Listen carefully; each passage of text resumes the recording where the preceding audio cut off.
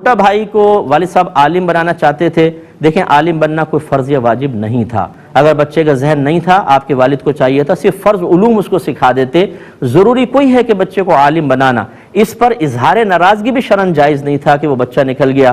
والد صاحب چونکہ بیچارے خود جانتے نہیں تھے, سوچ اچھی تھی, فکر اچھی تھی, نیت اچھی تھی, لیکن علم کامل نہیں تھا. آپ کے والد صاحب نے غلط فیصلہ کیا کہ کوئی اس سے نہ ملے. اور جب کوئی غلط وصیت کر کے جائے, یاد رکھیں کہ اس وصیت کو فالو کریں گے قبر میں اس کو تکلیف ہوگی, کیونکہ جو دنیا میں ہم لوگ جذبات ہوتے ہیں نا وہ کچھ اور ہوتے ہیں. مرنے کے بعد جب صحیح صورتحال سامنے آتی ہے تو جذبات بدل جاتے ہیں.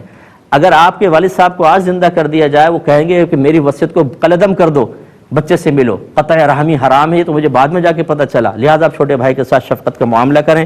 کوئی گناہ گار نہیں ہوں گے, جائز ہے. تجوید سیکھنا واجب ہوتا ہے. نعت سیکھنا اس صورت میں ضرور گناہ ہوگا جب آپ ایسے کوئی الفاظ ادا کرتے ہیں یا قرآن اس انداز سے پڑھتے ہیں کہ معانی تبدیل ہو جاتے ہیں. اس لیے سیکھنا بہت ہی ضروری ہے.